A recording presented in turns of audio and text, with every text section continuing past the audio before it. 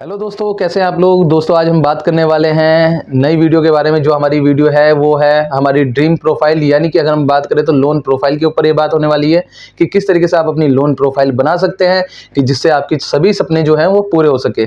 तो दोस्तों इससे पहले मैं आप सभी लोगों को ये एक चीज़ बताना चाहूँगा कि हमने लास्ट वीडियो जो अपनी क्रेडिट कार्ड की अपलोड की थी, उसमें आप सभी लोगों का बहुत सपोर्ट और बहुत ही प्यार हमें मिला, तो उसके लिए आप सभी लोगों का दिल से धन्यवाद है। तो दोस्तों आज हम बताएंगे कि आप किस तरीके से अपनी एक लोन प्रोफाइल जो है वो कंप्लीटली तैयार कर सकते हैं। जैसे कि हमारे पास है ना बहुत सारे सवाल आए कि हमारा जो आईटीआर है वो हमें भरनी चाहिए कि नहीं भरनी चाहिए, हमारा सिविल स्कोर कैसे उठेगा, हमारे इसके फायदे क्या होंगे। तो मैं आपको बता दूं कि अगर आज हम बात कर रहे हैं लोन प्रोफाइल की, या फिर मैं इसे यह भी कह सकता हूं कि हमारी ड्रीम प्रोफाइल होने वाली है, क्योंकि ये हमारे सारे सपनों को पूरा करने वाली है। आपको मैं बता दूं, एक इंसान का जो सपना होता है, पूरी जिंदगी का जो पैसा होता है, वो एक जगह लगाने को तैयार हो जाता है, अपने उस सपने के लिए खर्च करने के लिए तैयार हो जाता है, और कई बार वो भी कम पड़ जाता है। तो उस हम सपने को कैसे पूरा करें, सबसे पहले मैं आपको बता दूं कुछ हमारे ड्रीम जो है हमारे ड्रीम है उनके बारे में आपको बता दूं कि सबसे पहला जो ड्रीम है ना, जो सबसे बड़ा ड्रीम आता है वो हमारा आता है अपना घर, कि हम अपना घर कैसे लें। इसके अलावा हमारी कार, कि हमें कार भी चाहिए, हमें बाइक भी चाहिए या टू व्हीलर चाहिए। फिर हमारा आता है कारोबार, यानी कि हमें अपना बिजनेस ग्रो करना है, हमें अपना कारोबार चलाना है, लेकिन हमारे पास फंड नहीं है, कैसे चलाएंगे हम। इसके बाद हमारे आते हैं पर्सनल खर्चे। तो मैं आपको बता दूं इन सभी को आप पूरा कर सकते हैं, लेकिन आपको मैं बता दूं जितना सुनने में आसान है ना, इतना आसान नहीं होता दोस्तों। हर एक चीज़ की एक प्रिपरेशन होती है, एक तैयारी होती है। तो मैं आज आपको बताने वाला हूं कि इन सभी सपनों को पूरा करने के लिए जो आपकी तैयारी है, प्रिपरेशन है, वो किस तरीके से आपको करनी है। आपको मैं बताने वाला हूँ किस तरीके से आप अपनी लोन प्रोफाइल तैयार करेंगे। चलिए दोस्तों शुरू करते हैं। तो दोस्तों मैं आपको बता दूं सबसे पहले कि आपको अपनी लोन प्रोफाइल कैसे तैयार करनी है। सबसे पहले आपको मैं एक चीज़ बताना चाहूँगा कि ये पूरी वीडियो जो है ना दोस्तों ध्यान से देखिएगा, स्किप मत कीजिएगा, क्योंकि स्किप करोगे तो शायद ऐसी कोई चीज़ छूट जाए आपसे जो आपकी लोन प्रोफाइल को या आपकी ड्रीम प्रोफाइल को जो है वो अधूरा छोड़ दे। तो दोस्तों सबसे पहले हमारे जितने भी केवाईसी डॉक्यूमेंट्स होते हैं, अगर मैं बात करता हूँ जैसे हमारे Aadhaar card, PAN card, voter ID card, driving licence, passport, otherwise जितने भी आपके डॉक्यूमेंट्स हैं, जो केवाईसी डॉक्यूमेंट्स हैं, जो आपके एड्रेस को दर्शाते हैं, आपके नाम को दर्शाते हैं, आपकी डीओबी को दर्शाते हैं, इन सभी को आपको पूरा कराना है अपडेट। यानी कि जिस करंट एड्रेस पे आप रह रहे हैं, चाहे वो आपका रेंटेड हो, चाहे वो आपका खुद का घर हो, यानी कि अपना परमानेंट हो, लेकिन आपको सारे के सारे जितने भी आपके आईडी प्रूफ्स है ना, उन सबको करना है बिल्कुल अपडेट। यानी कि जिसमें एड्रेस बिल्कुल एक्यूरेट होना चाहिए। खासतौर से मैं बता दूं डॉक्यूमेंट्स में बहुत सारी गलतियां होती हैं, जैसे कि आपके नाम की मिस्टेक होती है, कि थोड़ा सा मिस्टेक हो जाती है, तो आपको अपने नाम की मिस्टेक कंप्लीट करानी है। आपके फादर नेम, आपका एड्रेस और आपकी डीओबी, सारी चीज़ें एक्यूरेट होनी चाहिए, और सभी एक ही एड्रेस पे होनी चाहिए, करंट एड्रेस पे जहां पर आप रह रहे हैं। तो सबसे पहले आपको मैंने बता दिया केवाईसी डॉक्यूमेंट्स आपके होने चाहिए। सेकेंडरी में आपको बता दूं कि अगर आप जॉब कर रहे होते हैं तो आपको आपकी जो सैलरी मिलती है कोशिश करें कि वो अकाउंट में ले। अगर अकाउंट में आपको सैलरी नहीं मिल रही है, कैश इन हैंड मिल रही है, तो सैलरी को उठाएं और अपने अकाउंट में डालें, और उसके बाद वहां से थोड़ा थोड़ा करके आप खर्च करें, जिससे कि आपकी अकाउंट स्टेटमेंट जो है वो बहुत अच्छी बन सके, ताकि आपकी जो लोन प्रोफाइल है वो उसमें अच्छे से आप शो कर सकें वहाँ पर। इसके अलावा अगर मैं आपको बताऊं कि हम लोग अगर बिजनेस करते हैं, भाई हमने जॉब तो कर ली, जॉब का हमारे पास प्रूफ है, हमारी सैलरी स्लिप मिलती है, या फिर हमारे पास हमारा जो है अकाउंट में स्टेटमेंट आ रही है, तो वो तो है ही है। लेकिन इसके अलावा एक चीज़ जो है वो सबसे जरूरी चीज़ है आपकी आईटीआर। मैं आपको एक चीज़ बताना चाहूँगा, चाहे आप बिजनेस कर रहे हैं, चाहे आप जॉब कर रहे हैं, चाहे आप सेल्फ एम्प्लॉयड हैं। सेल्फ एम्प्लॉयड में आपके सभी लोग आ जाते हैं, एक प्रेस वाले से, एक दूध वाले से, एक किराना स्टोर से लेके एक बाल काटने तक का XYZ सभी आते हैं।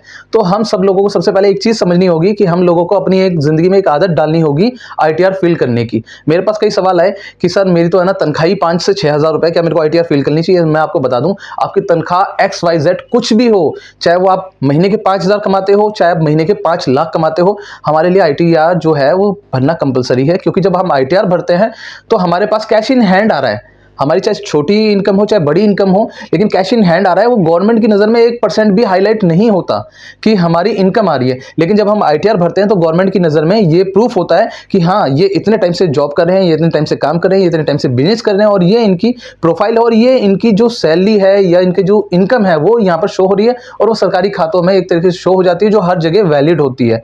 क्योंकि जब भी हम लोन लेने जाते हैं ना, तो लोन में आपको सबसे एक चीज़, पहली चीज़ बताता हूँ, लोन देने से पहले वो बैंक की ये सोचती है कि आप लोन वापस कैसे दोगे, आपके इनकम सोर्स क्या है। भाई अगर आपकी सैलरी स्लिप है तो दिखा देंगे हाँ भाई सैलरी स्लिप है, ये इससे दे सकते हैं। लेकिन बात वही पड़ती है कि भाई बाकियों के लिए क्या, जो बाकी लोग हैं वो अपना लोन कैसे वापस करेंगे, उनका कोई इनकम प्रूफ नहीं है। भले ही आप अपनी दुकान पे बैठ के महीने का 2 लाख कमा रहे हो, लेकिन बैंक की नज़र में वो जीरो होगा।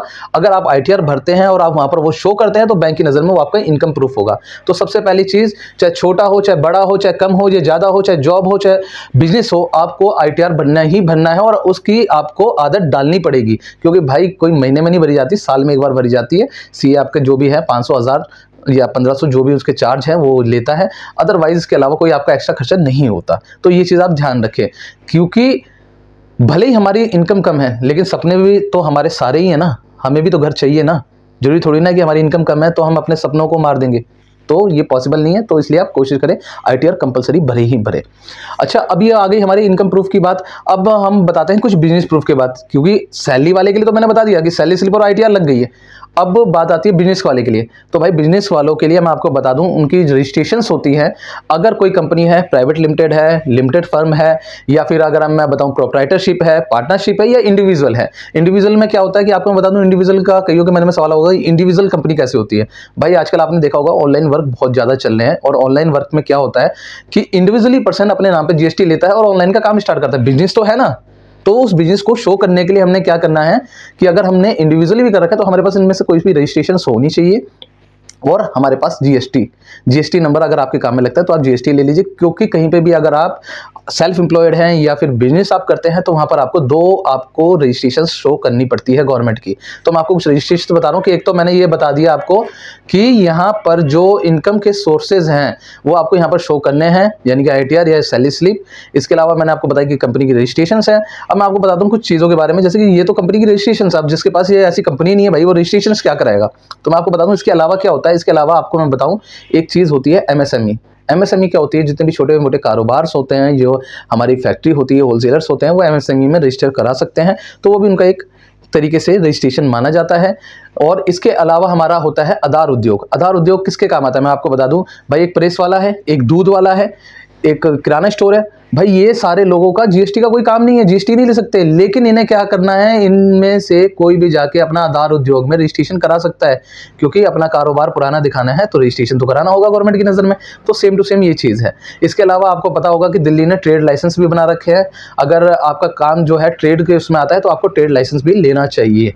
इसके अलावा मैं आपको बता दूं, जो एक और रजिस्ट्रेशन होती है हमारी लेबर रजिस्ट्रेशन होती है, लेबर डिपार्टमेंट से रजिस्ट्रेशन होती है, वो डायरेक्टली आप जाके ऑनलाइन भी आप कर सकते हैं, बिल्कुल फ्री ऑफ कॉस्ट होती है, उसमें कोई चार्जेस नहीं होते हैं।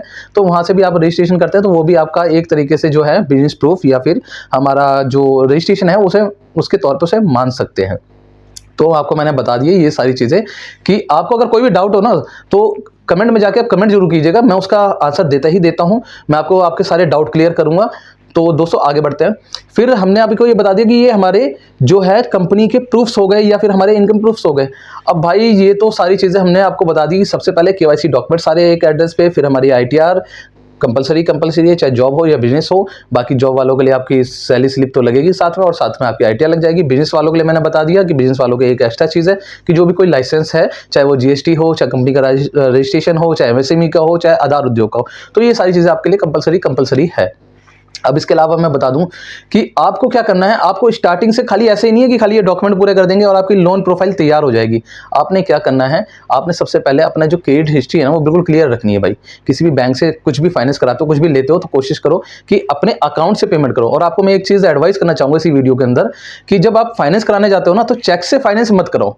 चेक से फाइनेंस कराने का सबसे बड़ा नुकसान क्या है कि जब भी आप फाइनेंस कराते हो ना तो या तो आपके सिग्नेचर मिसमैच हो जाते हैं, या फिर आपके साथ होता है मैंडेट रिजेक्ट का एक ऑप्शन आ जाता है कि आपका मैंडेट रिजेक्ट हो गया है, आपका सिविल डाउन चला जाएगा, क्योंकि पेमेंट आपकी बैंक तक नहीं पहुंच पाएगी। कोशिश कीजिए जब भी आप फाइनेंस कराने जाते हैं ना तो अपने ATM कार्ड से फाइनेंस कराएं, क्योंकि ATM कार्ड से जो फाइनेंस होता है वो OTP बेस्ड होता है, और उसमें कोई भी जो आपकी पेमेंट मिस करने के चांस हैं या फिर आपकी बाउंस होने के चांसेस है वो बिल्कुल ही खत्म हो जाते हैं। तो आपको ये चीज़ ध्यान रखनी है। तो उससे क्या होगा, आपका सिविल स्कोर अच्छा बढ़ेगा। साथ के साथ आपके पास क्रेडिट कार्ड का अगर ऑप्शन है, अगर आप क्रेडिट कार्ड ले सकते हो, जैसे मैंने अभी लास्ट वीडियो में बताया है, अगर आपने नहीं देखी तो डिस्क्रिप्शन बॉक्स में मैं उसका लिंक देने वाला हूं कि क्रेडिट कार्ड के लिए आपके क्या क्या डॉक्यूमेंट नेसेसरी हैं। साथ के साथ दूसरी वीडियो एक और है वहां पर, जहां पर आपको पता चल जाएगा क्रेडिट कार्ड के क्या क्या बेनिफिट्स है। तो वहां पर आप जाके क्या है, क्रेडिट कार्ड अप्लाई कीजिए, क्रेडिट कार्ड को लीजिए, उसे यूज कीजिए, इस्तेमाल कीजिए, क्योंकि क्रेडिट कार्ड को इस्तेमाल करके टाइमली पेमेंट करने से सबसे तेजी से आपका सिविल जो है वो ग्रो करेगा। और आपको मैं बता दूं, जितना आपका सिविल बड़ा होगा ना, जितना ज्यादा सिविल आपका बढ़ेगा आगे, उतना ही ज्यादा आपको है ना अच्छे बैंक्स ऑफर्स मिलने वाले हैं लोन के, उतना ही कम ब्याज आपको मिलने वाला है। और आपको मैं एक चीज़ बता दूं कि जब हमारी लोन प्रोफाइल अच्छी होगी ना, तो हमें गवर्नमेंट बैंक जो है वो हमें यहाँ पर फाइनेंस बहुत इजीली कर देंगे, क्योंकि उनका ब्याज दरें बहुत कम होती है। मैं आपको बता दूं अभी गवर्नमेंट और प्राइवेट बैंकों के अंदर जो ब्याज दरों का वो है, या क्या बेनिफिट है क्या नुकसान है, उसकी भी हम वीडियो जो है नेक्स्ट टाइम डालने वाले हैं। लेकिन अभी हम इसी वीडियो के बारे में बात करते हैं। तो दोस्तों ये तो आपको हमने बता दिया है कि आपको क्या क्या चीज़ों की ज़रूरत होने वाली है। अब मैं आपको बता दूं कि कुछ चीज़ें यहाँ पर भी गलतियाँ हो जाती हैं। जब हम ITR अपनी फिल करते हैं तो अपने CA से हम है ना 2 चीज़ें लेना हमेशा भूल जाते हैं। 2 से 3 चीज़ें कहूँगा मैं। एक कंपोजिशन होती है कि कंपोजिशन के साथ में आपको चाहिए होता है प्रॉफिट लॉस और आपका जो बैलेंस शीट है, क्योंकि जब भी आप लोन अप्लाई करते हैं तो इन चीज़ों की ज़रूरत पड़ जाती है। तो कोशिश करें जब भी आप ITR फिल करें तो उसके साथ साथ ले लें, क्योंकि CA जो है ज़्यादा टाइम तक वो संभाल के नहीं रखते, उनके पास से डिलीट हो जाती है, फिर दोबारा से आपकी वो बनानी पड़ेगी, शायद उसके चार्ज भी देने पड़ जाए आपको। तो कोशिश कीजिए कि ITR के साथ ये सारी चीज़ें जो हैं वो आप कैरी करें। इसके अलावा मैं आपको बता दूं कि हमने ये बता दिया कि लोन प्रोफाइल कैसे तैयार करनी है। अब यहाँ पर यह भी जानना बहुत जरूरी है कि हमारी लोन प्रोफाइल जो है वो कितनी पुरानी होनी चाहिए। मैं आपको बता देता हूं कि अगर आप 2 व्हीलर या कार वगैरह का अगर आप फाइनेंस कराने जाते हैं तो आपकी लोन प्रोफाइल कम से कम 2 साल पुरानी मांग ली जाती है। अगर वहीं पे आप अगर होम लोन लेने जाते हैं तो वहां पर आपकी जो प्रोफाइल है वो कम से कम 3 साल पुरानी मांग लेते हैं।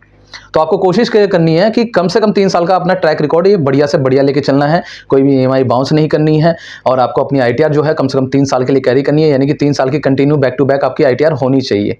तो ये सारे जो डॉक्यूमेंट्स हैं वो सारे अगर आप कैरी करते हैं और इस तरीके से अगर आप चलते हैं तो मात्र 3 साल के अंदर आपकी इतनी स्ट्रॉन्ग लोन प्रोफाइल तैयार होने वाली है कि दोस्तों आपको है ना आपके सारे ड्रीम्स जो है आपको बहुत ईजिली आप पूरे कर सकते हैं। जैसे कि आपका घर, आपकी कार, आपकी बाइक, साथ के साथ आपका जो मैंने बताया कि बिजनेस या कारोबार और आपके पर्सनल लोन।